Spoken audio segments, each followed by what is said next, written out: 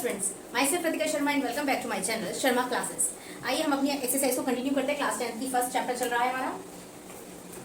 Given that आपको ये वाला एचसीएफ इन दो डिजिट का, इन दो नंबर्स का एचसीएफ दिया हुआ है 9।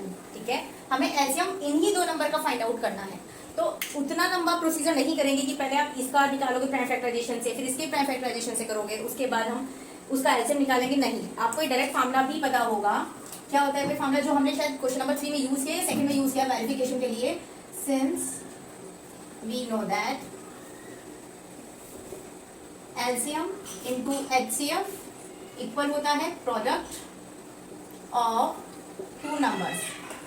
एलसीएम क्या है हमारे पास, फाइंड आउट करना है, तो एलसीएम को एलसीएम ही रखेंगे। एचसीएफ हमें 9 दिया हुआ है, राइट डाउन, और दो डिजिट सेम है तो यहाँ पर प्रोडक्ट हो जाएगी, यानी 306 और 657 का। अब हमें क्या करना है, इसे उधर डिवाइड में भेज दो, हमारे पास एलसीएम आ जाएगा, यानी 306 इंटू 657 अपॉन 9। जब आप 3 से काटोगे, 3 3 से 9, 3 1 जा 3, 0, 3 2 जा 6। ठीक है, कट ये भी जाएगा पर थोड़ा छोटा कर लेते हैं इसको। 3 2 जा 6, 3 1 जा 3, 3 9 जा 27, यानी 102 इंटू 219 की मल्टीप्लाई कर लो। 2 थोड़ा छोटा करते हैं, उल्टा करते हैं। 219 102 की मल्टीप्लाई इजी पड़ेगी। 2 9 जा 18, 1 2 1 जा 2, 3 2 जा 4, 0 0 0, 1 9 जा 1 जा 2 जा, ये हुआ 8 3, ये आ गया आपका answer 2 2 3 3 8 will be your answer. ठीक है, आइए नेक्स्ट क्वेश्चन पर।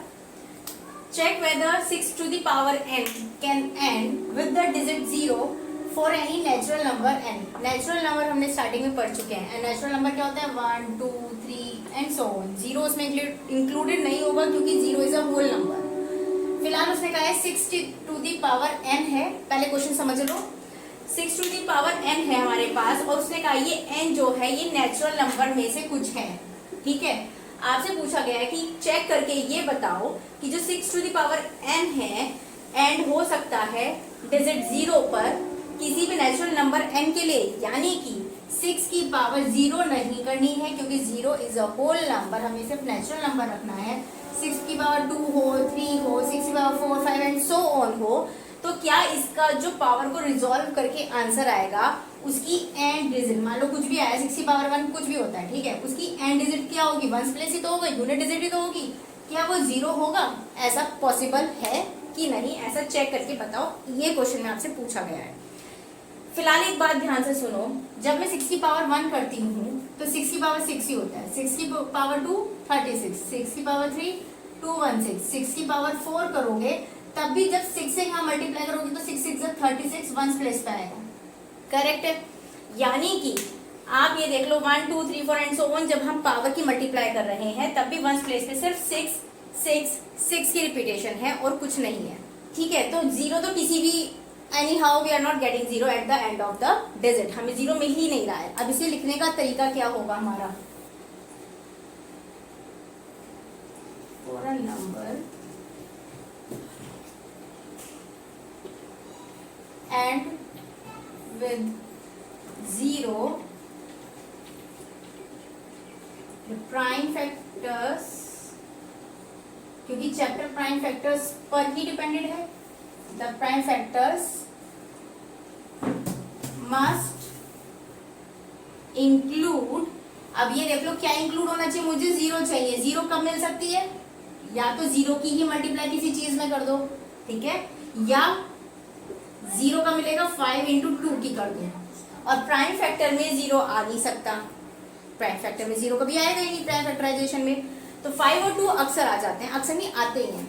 तो अगर मस्ट इंक्लूड 5 एंड 2, क्योंकि अगर मैं 5 2 जा 10 करती हूँ तो 10 1 प्लेस पे आ रहा है, एंड डिजिट पे आ रहा है। बट ये तो हो गया हमें 0 लाने के लिए क्या चाहिए, बट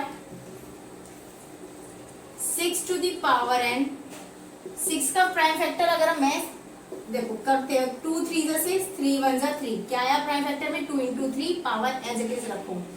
चाहिए मुझे 5 एंड 2, मिल रहा है मुझे 2 एंड 3, तो क्या बात बनेगी, नहीं बनेगी क्योंकि इसमें 5 इंक्लूडेड नहीं है, तो 10 0 पे आएगा ही नहीं।